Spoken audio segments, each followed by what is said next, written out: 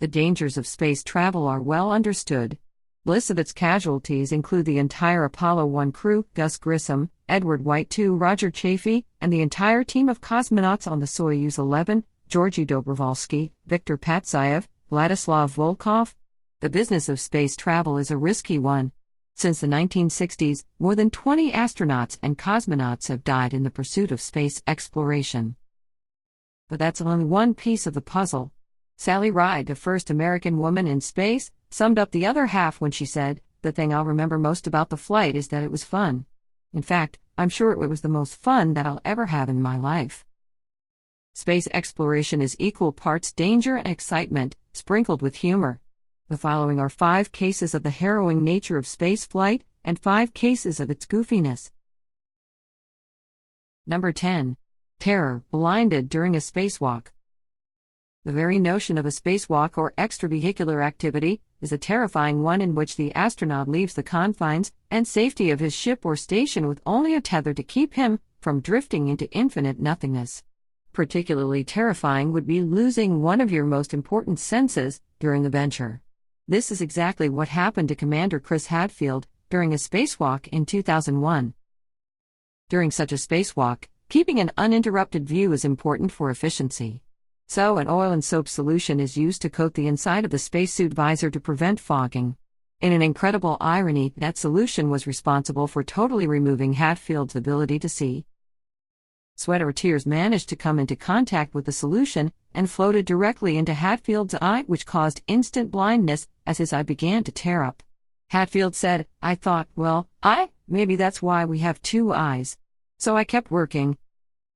With his one eye temporarily blinded, tearing up would normally be perfectly fine. After all, tears are our eyes' means to clean themselves. But in the microgravity of orbit, the tears wouldn't fall down Hadfield's face. Instead, they pulled up in a ball around his eye, a blob that eventually became so large that it spread to his other eye. He was completely blind, floating along with the world in outer space and alone outside of his spaceship. Hadfield relied on his training and trusted his crew. Given enough time, his body produced sufficient tears to dilute the anti-fog solution, and he was able to see through the puddle. After some negotiation with Houston, he was even able to continue working and finish his task. Explaining the key to keeping calm even in situations as nerve-wracking as that one, Hadfield said, "It's looking at the difference between perceived danger and actual danger. Where is the real risk? Where is the real thing that you should be afraid of? Not just a generic fear of bad things happening. You can fundamentally change your reaction to things. It allows you to go places and see things and do things that would otherwise be completely denied to you." Number 9. Joy, music video in space. Not all of Commander Hadfield's experiences in space were harrowing ordeals. He also found the time to work on a family project with his son. Namely, they recorded footage of the commander singing and playing Space Oddity by David Bowie with the International Space Station's own guitar, and edited it into a music video, the first ever made in space. The guitar was transported to the ISS by Space Shuttle Discovery in 2001. Later instrument additions to the ISS included a flute, a keyboard, a saxophone, and an Australian didgeridoo. Hadfield discussed David Bowie's reaction to the video and said, "He described it as the most poignant version of the song ever done, which just floored me. I think, for him, he knew he was ill, it was getting to the end of his life. He wrote that song at the beginning, when he was still 19 or 20, before we had even walked on the moon. He had always fantasized about flying in space, Starman and Mars and all that other stuff, and I think for him it was just like a gift to have that song updated with the lyrics, performed actually in space, just a couple of years before he was taken. To me, that might be the best part, that he got delight out of my particular version of the song." Number 8. Terror, nearly drowning in space. Approximately 385 kilometers away from any ocean, lake, pond, creek, or pool, one would think that a fear of drowning could be safely ignored, while serving aboard the International Space Station. Astronaut Luca Parmitano faced this danger during a spacewalk in July 2013, when he began to feel liquid pooling at the back of his head in his spacesuit. He was sweating, he concluded, but not enough to account for what he was feeling. He tasted a droplet of the water. It was metallic and very cold, not at all like the drinking water available inside his suit. After Parmitano consulted with his crew and mission control, the spacewalk was cancelled. It wasn't a hasty dash back to the station. Instead, they were given instructions to make an orderly withdrawal. However, the two astronauts on the spacewalk had to take different routes to return to the airlock, or their tethers would risk getting tangled. Luca Parmitano made his way back alone, with the helmet slowly filling with the mystery liquid. During his walk back to the airlock, he needed to flip his body to avoid an obstacle. Due to that motion, the growing blob of zero-gravity water moved into his eyes and nostrils. He was blinded and fighting to breathe. At this point, his headset stopped working. He said, "I've been told that I was cool as a cucumber. The truth is that I was trying to talk." It took Parmitano 24 minutes to get inside and 11 minutes more to get his suit off. Inside the airlock, as he waited for air to pressurize the chamber, he said, "I was just waiting for the repressurization to end, taking it 1 second at a time. At that point, I'm virtually isolated from a sensory point of view. I can't hear. I can't really see. I can't move. Every time I moved, the water sloshed around." Astronaut Chris Cassidy was Parmitano's partner during the spacewalk. Describing when they were in the airlock together, Cassidy said, "The water was, sort of bouncing around his nostrils.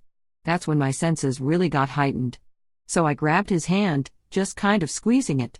He and I had never talked before that this would be our hand signal if we can't talk. It just was a natural thing. I grabbed his hand and squeezed it. He squeezed it back, so I knew he was okay." Cassidy then reported, "He looks fine. He looks miserable but okay." After Parmitano's helmet was removed and the liquid mopped off, it amounted to an estimated 1.4 liters. The source of the water was from a failed fan pump separator. Since the incident, a snorkel-like addition has been fitted to spacesuits, giving astronauts a way to breathe if their suits fill with water. Number 7. Joy, smuggling sandwiches into space. During the early NASA space missions, food was bland and tasteless, which left some astronauts craving something more. One astronaut in particular, John Young, took matters into his own hands and brought a corned beef sandwich with him on the Gemini 3 mission. It was the first American two-man spaceflight, and he naturally offered a bite to his fellow astronaut Gus Grissom. The Gemini 3 transcript recorded the entire conversation. "What is it?" Grissom asked. "Corned beef sandwich," Young replied. "Where did that come from?" "I brought it with me. Let's see how it tastes. Smells, doesn't it?" Grissom took Young up on his offer to try some, and then quickly put the sandwich away because the rye bread was falling apart as he ate it. Crumbs started to fill the cabin. Young admitted that the sandwich was a thought, not a very good one. Grissom stayed positive about it. "Pretty good though," he said, "if it would just hold together." All told, the conversation lasted less than a minute, but that sandwich caused Young to receive some heat from the U.S. House of Representatives Committee on Appropriations. They called it the $30 million sandwich. George Mueller, NASA's Associate Administrator for Manned Spaceflight, made the agency's position on unofficial sandwiches clear when he said, "We have taken steps to prevent recurrence of corned beef sandwiches in future flights." Despite those words, corned beef sandwiches were included officially in food offered to astronauts in April 1981. Perhaps it wasn't coincidental that they first appeared on the menu on a shuttle mission commanded by Young. Number 6. Terror, Ballistic Landings. You may have heard the term controlled descent. It is a flat flight profile descent to Earth which doesn't put much strain on a vehicle. It's like a paper airplane glide, slowly losing altitude until it lands on the ground. A controlled descent is the ideal way to land a spaceship like a Russian Soyuz capsule, which is used to ferry cosmonauts and astronauts back from the ISS. The opposite of a controlled descent is a ballistic re-entry. This is a harsh, steep drop back to Earth. It puts much more strain on the craft and its occupants. In the event of a ballistic re-entry, the Soyuz capsule is designed to try to shed as much speed as possible, or it will slam to Earth and kill the people aboard. If a controlled descent is a paper airplane, a ballistic re-entry is like a falling rock. When Yoo So-yeon, the first Korean in space, returned from her first visit to the ISS with U.S. and Russian colleagues Peggy Whitson and Yuri Malenchenko, respectively, they did not land with a controlled descent. The reasons were unknown, but the capsule took a much steeper approach to Earth and ended up nearly 480 kilometers off course in Kazakhstan. When the three space travelers emerged, they were greeted by a wide-eyed group of nomads. He said afterward, the nomads were surprised when Yuri climbed out of the capsule. They very well would have been, since a ball of fire fell from the sky, and then a white object crawled out of it. All three crew members were largely unharmed, but the danger was real.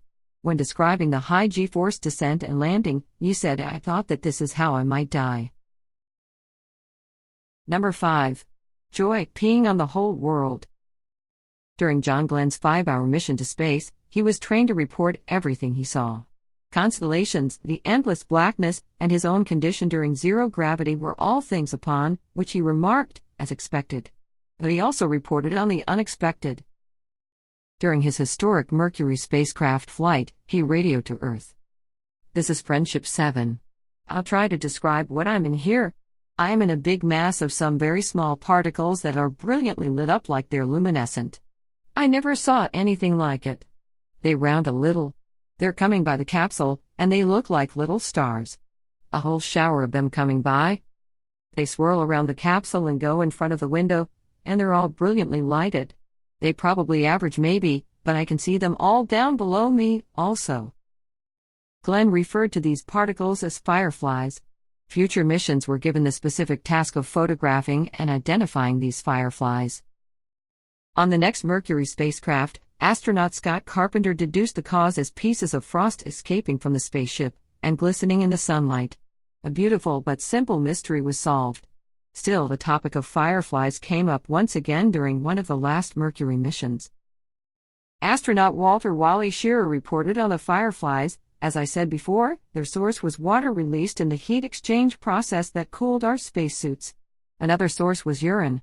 We peed all over the world, I'm fond of saying." He and his fellow astronaut took several pictures of their own pee fireflies. Shearer said, "We logged each shot with a label, urine drops at sunrise, urine drops at sunset, etc. When the photos were processed at the Cape, they were beautiful, and I ordered a set of prints." Back on Earth, the urine drop pictures were mixed in with other celestial photos. During a debriefing after the mission, Dr. Jocelyn Gill asked about the photos. "Wally, what constellation is this?" Jocelyn, Shearer answered, "That's the constellation Urian." Number 4. Terror, exposure to toxic gas. What had seemed impossible when the space race between the US and the Soviet Union began in the 1950s became a reality in 1975. The two world powers worked together, and not against each other, for a joint space mission. The Apollo-Soyuz test project was to show that two differently designed ships could dock together in space using a jointly designed docking module. The mission was a success and offered an optimistic encounter for humanity's future. After the meeting of spacecraft, which included exchanging gifts in space, the two crews from two different countries went their separate ways. It was on that return journey to Earth that the U.S. crew faced a terrifying situation. At an altitude of roughly 7,000 meters during their descent, their cabin began filling with a brownish-yellow gas that could have been the deadly nitrogen tetroxide used for maneuvering rockets. Astronaut Deke Slayton played it down by saying, "We picked up a little smoke on the way, and we were coughing and hacking pretty good in there." But their exposure lasted 9 to 11 minutes and was enough for astronaut Vance Brand to fall unconscious. As soon as the capsule landed, the crew rushed to retrieve oxygen masks. Brand was initially unconscious, but a readjustment of his mask was enough to wake him. The crew was rescued and given medical care. There were no long-lasting effects, but they did suffer temporary breathing irritation. Although the mission ended with a panic, it was ultimately a successful joint mission between two longtime adversaries. Another such joint mission didn't happen for another 20 years, until the Shuttle Mir program. Number 3. Joy, space darts and hide-and-seek. It costs about $4,500 per kilogram to put an item into Earth's orbit. So luxury goods and entertainment options are limited aboard the International Space Station. Instead, astronauts sometimes need to make their own fun. Hide and seek is a good game that requires nothing new sent from home. You might think that there can't be many places to hide on a space station. But the ISS is slightly bigger than a football field and only 18.6 meters narrower than Star Trek's USS Enterprise. Another homemade entertainment option is space darts. While normal high-speed pointy metal darts would be a very bad idea in space, a variant was designed by astronaut Chris Hadfield. Using a battery to provide weight, Velcro zip ties, and a piece of paper acting as a feather, he constructed a slow-moving dart that could adhere to a target. Thus, the great game of zero-gravity darts was born. Number 2. Terror, stranded in Siberia. After his history-making spacewalk, the first ever performed, Alexei Leonov almost died. His spacesuit had bloated because of the unexpected conditions in the vacuum of space, and he could barely return to his craft. His only option was to bleed oxygen from his suit into space until he could once again fit into the airlock. He survived. When he and his crewmate, Pavel Belayev, later made their descent to Earth, their automatic guidance system malfunctioned. They had to guide the craft and select their destination manually. During their descent, they once again faced possible death, as their landing module remained connected to the orbital module by means of a communication cable. This twisted and spun them as they fell, forcing them into terrible G-forces that popped the blood vessels in Leonov's eyes. This malfunction caused them to veer massively off course. Leonov had aimed for the city of Perm and ended up 2,000 kilometers beyond it, deep in the Siberian wilderness. Leonov wrote about the experience. We were only too aware that the taiga, where we had landed, was the habitat of bears and wolves. It was spring, the mating season, when both animals are at their most aggressive. We had only one pistol aboard our spacecraft, but we had plenty of ammunition. As the sky darkened, the trees started cracking with the drop in temperature, a sound I was so familiar with from my childhood, and the wind began to howl. The temperatures reached minus 30 degrees Celsius that first night. Leonov continued his account, but the light was failing fast, and we realized we would not be rescued that night. We would have to fend for ourselves as best we could. As it grew darker, the temperature dropped rapidly. The sweat that had filled my spacesuit, while I was trying to re-enter the capsule after my spacewalk, was sloshing around in my boots up to my knees. It was starting to chill me. I knew we would both risk frostbite if we did not get rid of the moisture in our suits. The two men stripped naked to rid themselves of the moisture buildup and dismantled their spacesuits. The inner layers were soft and flexible, but the outer ones were stiff and hard and had to be discarded. They could fashion no other shelter in time, and had to take refuge in the crashed capsule, which had a gaping hole where the hatch had been. Ultimately, the two men spent 2 nights in the bitterly cold wilderness before being rescued. Though they faced no predators, wolves and bears were a serious enough concern that the men lobbied that future cosmonauts be equipped with more powerful firearms in case they also had to survive a wilderness crash landing. Number 1. Joy, Cupola Observational Module. The Cupola Observational Module is a small room on the ISS. The official use is described as for the observation of operations outside the station, such as robotic activities, the approach of vehicles, and spacewalks. But the more popular use is as a way to behold what Chris Hadfield described as a self-propelled art gallery of fantastic changing beauty that is the world itself. Countless astronauts and cosmonauts from many countries have floated, mesmerized in awe at the beauty of our world. Italian astronaut Paolo Nespoli described his time in the cupola. I had this feeling that I was a scientist peering down a microscope that allowed me to take pictures of this small sphere rotating below, discovering microscopic things. I'd look at the pictures and realize that those things were 20 kilometers in diameter. Alan Shepard, the first American in space, described the feeling so often felt in the cupola, although he had a different window to look out of. He said, "Instead of an intellectual search, there was suddenly a very deep gut feeling that something was different.